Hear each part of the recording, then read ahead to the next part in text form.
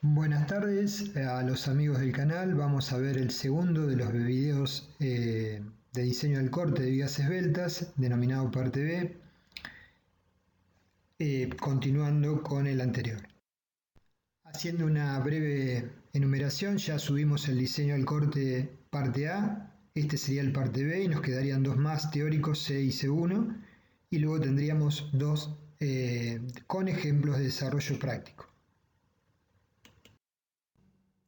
Como antecedentes, haciendo una reseña muy breve, si no serían mucho más extensos los videos, a comienzos de siglo, Morse fue quien primero logró entender, el maestro del hormigón, de las estructuras de hormigón armado, fue quien primero logró comprender la forma de comportamiento de las vigas de hormigón armado solicitadas a corte, y sobre la base de estudios previos de Ritter desarrolló un modelo de análisis basado en lo que se denomina reticulado plano con cordones paralelos, con un cordón superior formado por hormigón comprimido para cargas gravitatorias, viga simplemente apoyada, y un cordón inferior traccionado formado por la armadura de flexión, diagonales comprimidas de hormigón y diagonales inclinadas traccionadas, que son las barras dobladas o los estribos de corte.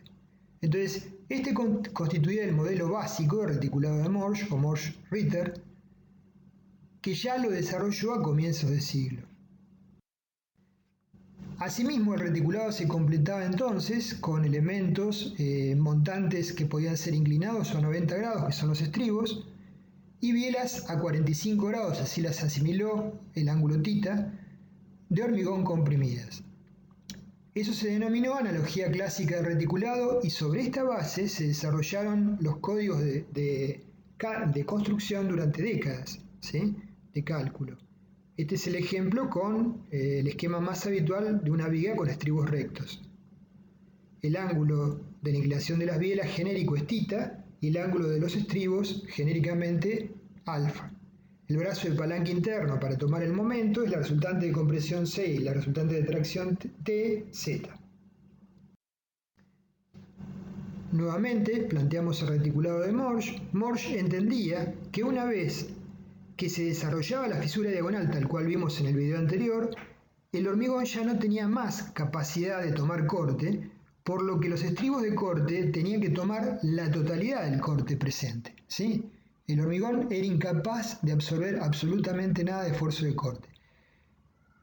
Es entendible que Morse a comienzos de siglo interpretara esto así y es admirable que haya tenido un concepto tan desarrollado de este tema, pero bueno, no era correcto. Sabemos que el hormigón por sí solo, aún después de la fisura diagonal, es capaz de aportar al corte en una cierta cantidad denominada BC. Ensayos posteriores indicaban que los esfuerzos en los estribos eran menores a los que se esperaba según la teoría de Morse. En este gráfico, tomado del libro de Leonhardt, se observan las tensiones medidas en los estribos y las tensiones teóricas que se obtendrían según la teoría del reticulado. Analicémoslo un poquito. Tenemos en ordenadas tensiones en estribos, en abscisas cargas aplicadas.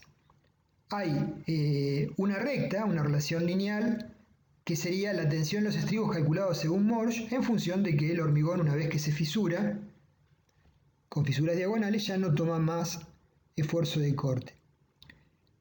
Pero observamos que para el nivel de cargas de servicio de esta viga en particular, que se generaron 4 modelos, una viga placa, donde la relación B, ancho colaborante, a B0, ancho del alma, es 6, BB03, BB02 o viga rectangular, BB01, y el comportamiento de la viga con el mismo sistema de cargas y longitudes entre apoyos. Y vemos que las tensiones medidas en los estribos no son iguales para los 4 sistemas de vigas y no coinciden en absoluto con lo calculado por Morse. Son sensiblemente diferentes y menores. Y también son diferentes las tensiones en los estribos en función de la geometría de la viga. La situación de la viga B sobre B0 igual a 6, o sea, donde el cordón comprimido está concentrado en el ala superior, los estribos trabajan a igualdad de cargas exteriores con mayores tensiones que la viga rectangular maciza, B sobre B0 igual a 1. Entonces, evidentemente, Leonhard y Walter, ya en Alemania, evaluaron que era necesario readecuar las ecuaciones de diseño en función de lo que se obtenían de los ensayos. Eran excesivamente conservadoras.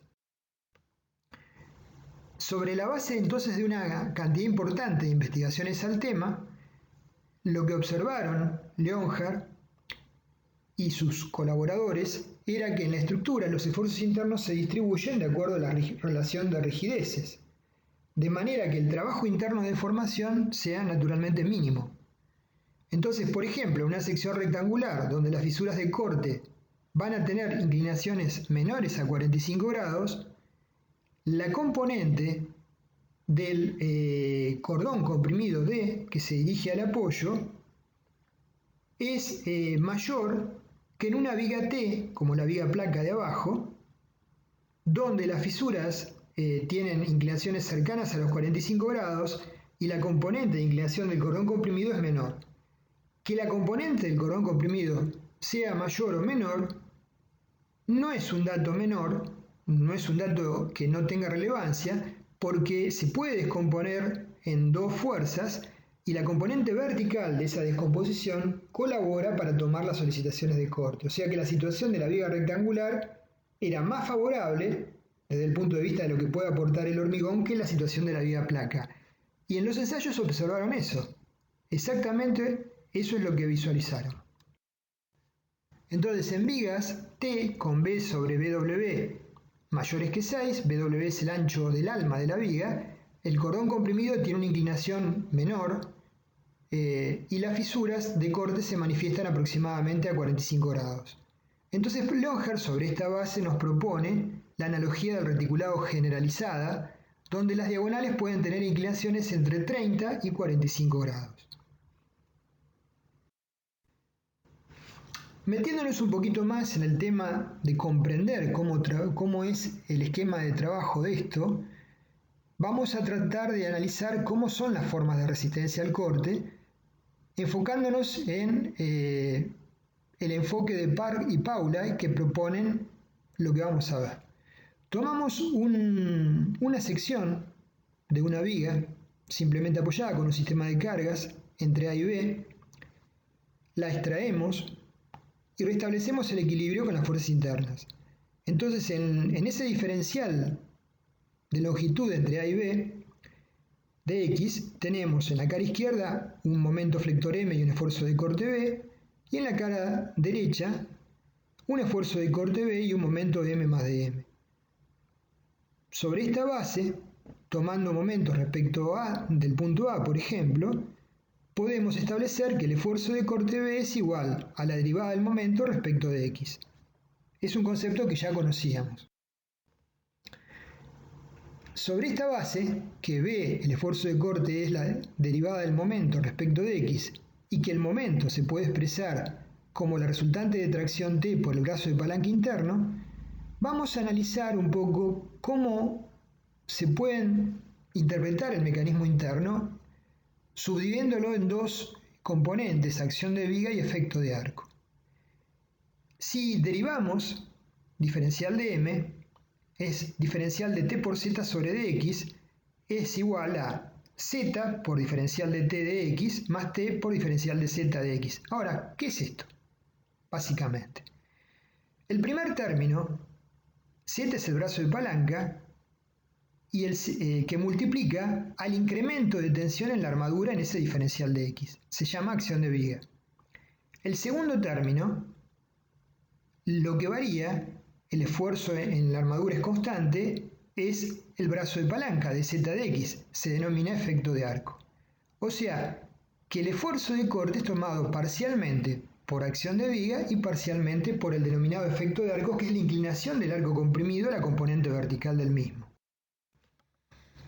que lo podemos expresar en lugar de T por C, y ahí se vería un poquito más claro. Acá vemos en el dibujo cómo C se va inclinando hacia el apoyo y esa inclinación genera la componente vertical.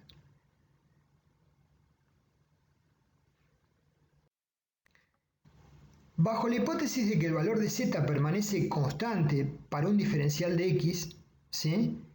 Podemos, o sea que el brazo de palanca interno es constante si el diferencial es pequeño, podemos el segundo término hacerlo cero y decir que B es igual a el brazo de palanca z por el incremento de tensión de t sobre dx. Esto se llama en la bibliografía acción de viga perfecta. La variación del esfuerzo en la armadura diferencial de t a lo largo de ese diferencial de x se origina en las fuerzas de adherencia que ya vimos en 4 videos previos que transmiten los esfuerzos entre el hormigón circundante y la barra. O sea, en la cara izquierda tenemos una tracción T en la barra y en la cara derecha tenemos T más de T.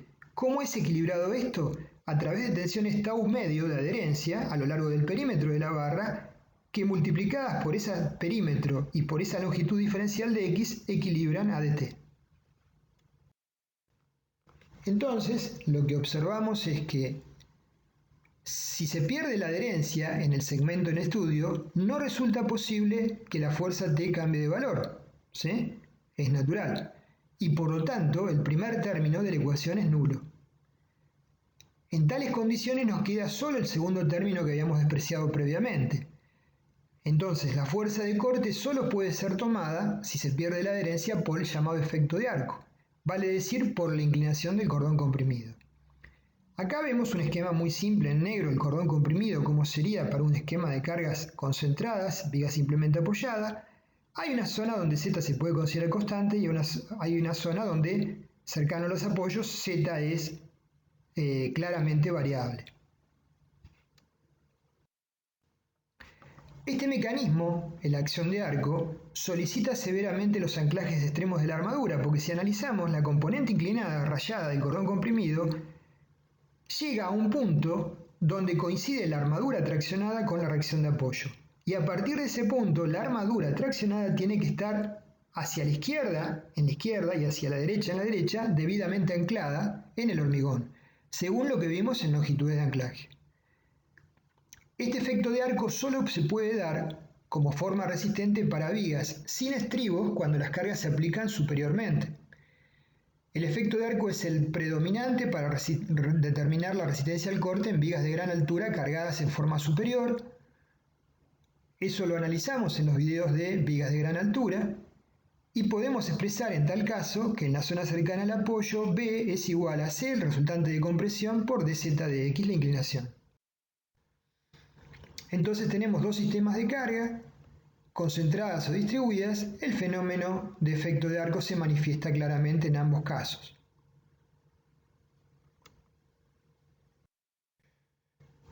Ahora bien, en una viga de hormigón armado, dado el cuadro de fisuración y de la existencia de fenómenos de deslizamiento relativo entre acero y hormigón, y a que la fuerza de adherencia no se podrá desarrollar en forma completa, ambos términos de la ecuación z de t de x más t de z de x, acción de viga y acción de arco, van a aportar resistencia frente al corte en función de la compatibilidad de formaciones vinculadas a cada uno de estos mecanismos. O sea que el mecanismo resistente interno es la suma de la acción de viga más el efecto de arco. Planteando nuevamente las componentes de corte interno que ya vimos en el video anterior, surge una nueva ahora, ¿sí? Que sería que el valor de C no es horizontal, sino que tiene una cierta inclinación y aparece, aparte de B1, que era BCI, más B2, que era BI, más B3, que era la fuerza de dovela, aparece la componente derivada de la descomposición de C, B4. ¿Sí? Entonces, B4 es la inclinación del cordón comprimido, depende de la esbeltez de la viga, del tipo de carga, tiene que ser superior, del punto de aplicación de la carga. Entonces el Bn total es igual a la sumatoria de los 4 esfuerzos internos de corte en una viga sin armadura de corte. Y claramente se manifiesta que la tracción de la armadura en el apoyo no es nula y por lo tanto la armadura tiene que ser debidamente anclada en cualquier viga que estemos diseñando. El concepto de longitud de anclaje es fundamental para llegar a la resistencia interna teórica. No vamos a hacer el desarrollo que justifica que las expresiones tau se pongan en función del valor de corte dividido el ancho de la viga por el brazo de palanca interno Z. Está en la bibliografía de apoyo y es un poco extenso y se haría demasiado extenso este video, que entiendo que mediante la mecánica de YouTube no debería superar mucho más de 30 minutos. Entonces vamos a repasar rápidamente conceptos para que una viga solicitada a flexión se comporte, si fueran por ejemplo dos tirantes de madera, como un único elemento monolítico.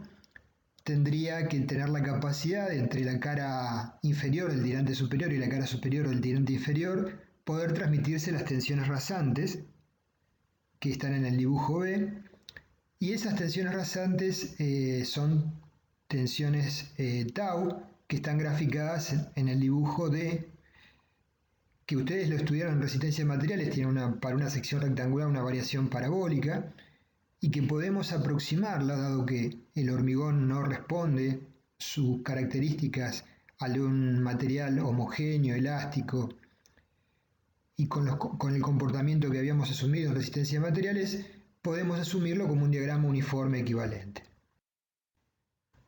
La presencia de tensiones en una de sus caras implica la existencia de tensiones en la cara opuesta, donde las tensiones tau concurren a la arista o divergen de la misma, y podíamos expresar las tensiones tau entonces como el cociente del corte sobre el ancho de la viga B por el brazo de palanca interno Z.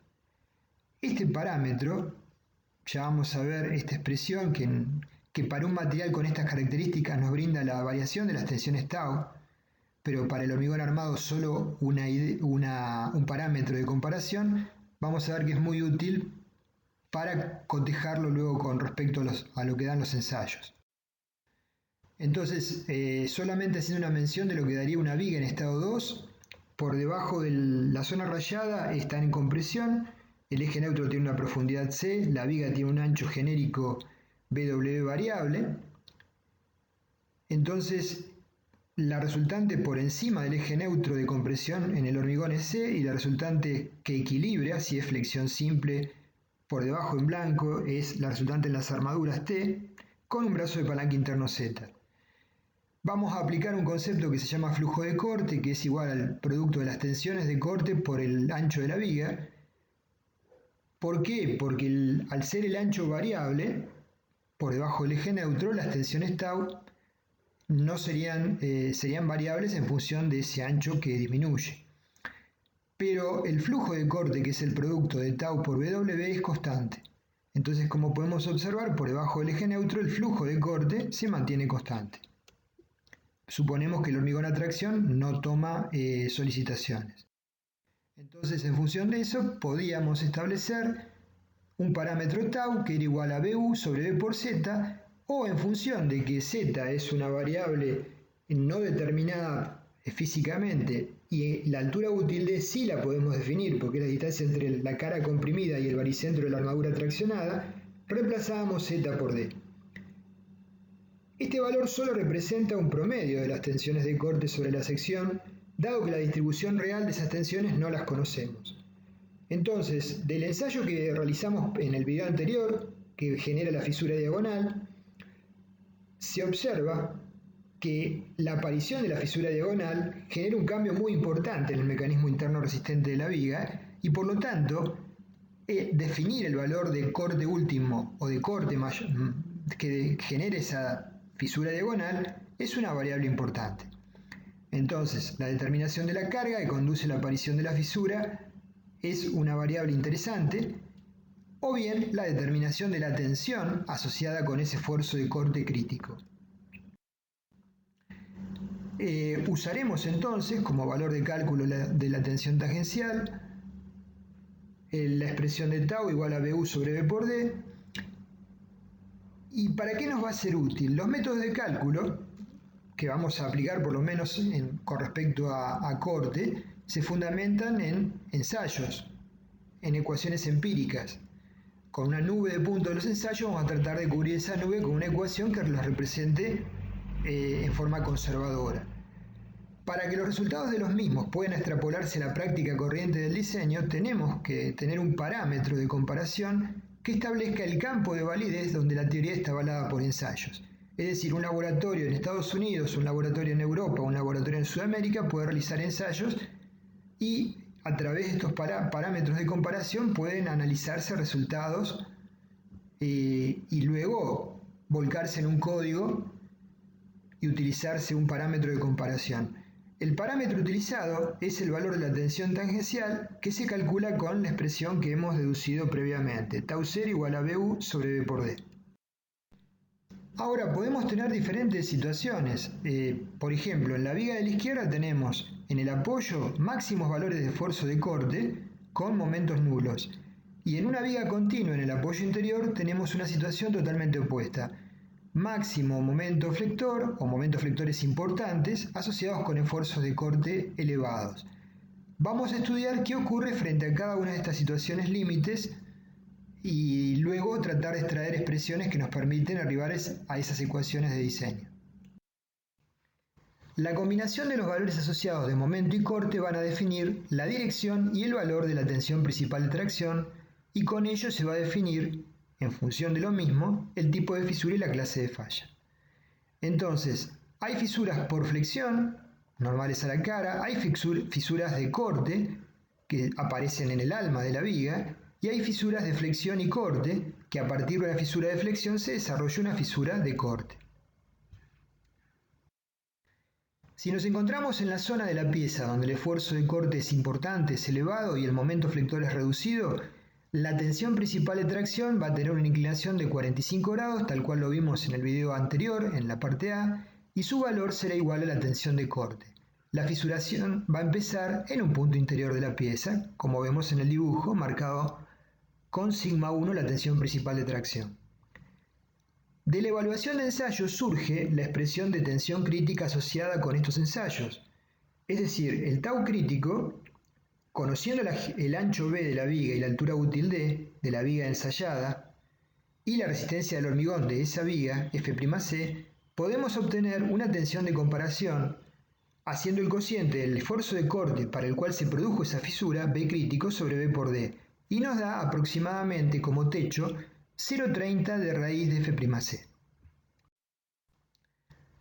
Por el contrario, cuando tanto M como B, momento flector y corte, tienen valores importantes, se presenta en primer lugar las fisuras de flexión, normales a la cara inferior como vemos en el dibujo, que ascienden hasta un punto A, pero dado que existe armadura para controlar esta falla, las fisuras se detienen en ese punto. A partir del punto A comienzan a desarrollarse las fisuras de corte. Quiere decir que desde el punto de vista real, la zona disponible para tomar tensiones de corte a partir del punto A no es la sección total de la pieza, sino es una sección menor. ¿Sí? Entonces, esto hay que considerarlo desde el punto de vista de la tensión que conduce a la fisuración diagonal. Esta situación, la suma de un momento flector importante con un esfuerzo de corte también elevado. Como el área disponible del hormigón intacto en esta situación es menor, se trabaja y trabajamos igualmente con una tensión promedio, tau igual a B sobre B por D, ignorando este fenómeno, nuevamente con base a los ensayos, surge la siguiente expresión que predice el valor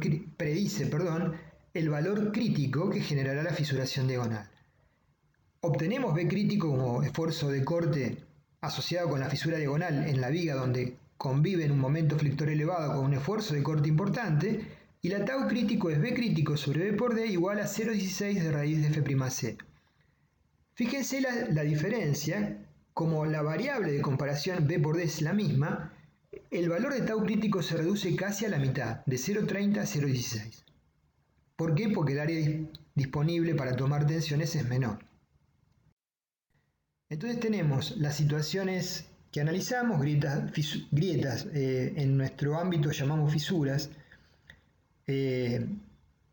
fisuras de cortante y flexión, fisuras de flexión y fisuras en el alma. Observando entonces ambas expresiones vemos que la presencia de momentos flectores importantes pueden originar la formación de fisuras diagonales para valores cercanos a la mitad de aquel que se producen con momentos nulos. Es decir, el B crítico que puede llegar a generar la fisura diagonal en una pieza donde el momento es cercano a 0 o 0 es 0,30 de raíz de F'C por B por D. Y el B crítico que puede llegar a generar la fisura diagonal en una viga en donde el esfuerzo de corte es elevado y el momento también es igual a B por D por 0,16 de raíz de F'C. A fin de evaluar diferentes combinaciones posibles de momentos y cortes, surge de ensayos la expresión que vemos, que tiene incorporado el primer término 0,16 de raíz de F'C, que es el piso, más una constante por la cuantía de la armadura traccionada ρW, que es AS sobre BW por D. La cuantía de la armadura traccionada era importante porque incrementaba la resistencia a través del efecto Dovela, recordemos, y multiplica el esfuerzo de corte B sobre el momento M por la altura útil D. Con un tope. Naturalmente de los ensayos surge que la suma de estos dos términos no puede ser mayor a 0,30 de raíz de F'C. Una variable más que interviene en la resistencia al corte que toma el hormigón en una viga es el tamaño de la viga relativo. Si, por ejemplo, una viga de 20 por 40, con el mismo tipo de hormigón y la misma armadura de flexión sin estribos, ensayada en igualdad de condiciones que una viga de 20 por 1 metro, la resistencia relativa va a ser distinta en función de que las alturas son diferentes. La altura es una variable que influye en los mecanismos resistentes vistos, en especial en los valores de B sub I, cortante de interfase. Cani planteó esta situación ya en la década del 60 y acá se visualiza, por ejemplo, una serie de estructuras de militares en Estados Unidos calculadas según el código ASI 318 de esa época, de la década del 60, que fallaron, aún siendo correctamente calculadas por el código, a raíz de deficiencias en las ecuaciones de diseño. Entonces surge que la influencia del tamaño de la viga en la resistencia al corte es una variable más a estudiar. El espesor de la fisura inclinada es función de la elongación de la armadura traccionada que cruza la fisura, pero también de la distancia entre fisuras. Entonces, cuando aumenta la altura de la viga, la distancia entre fisuras aumenta y tiende a aumentar los espesores de las mismas. Si los espesores de las fisuras aumentan, la fuerza de cortante de interfase va a ser, en términos relativos, menor. Acá se observan, con respecto a ensayos realizados a partir de ese colapso, la expresión en línea recta horizontal 2, que representa una de las expresiones actuales, la simplificada para obtener la componente BC del código ASI 318, la vamos a desarrollar en el próximo video, y los valores que se obtienen de ensayos de vigas de diferentes alturas con iguales condiciones relativas. Entonces observamos que para vigas ya de 39, 79, 118 en pulgadas está dado, los valores que obtenemos en vigas sin armadura de corte son menores que los que obtendríamos con la expresión simplificada. ¿Por qué? Porque en estas vigas está influyendo sensiblemente la altura del elemento. Al respecto, el CIRSOC 201-2005, en el capítulo 11, indica que según referencias del trabajo de Cani del año 67, la resistencia al corte disminuye a medida que aumenta la altura total del elemento. Entonces, vamos a desarrollar en el próximo video las ecuaciones del código ASI 318-2005 y de nuestro reglamento, pero conceptualmente en la versión del código ASI 318-2005 todavía no estaba incorporado el parámetro que tiene en cuenta la altura. Recién aparece esa incorporación en la versión del código ASI 318 del 2019, la última de las versiones. Bueno, con esto cerramos el segundo video. Los invito a continuar con la parte C. Gracias.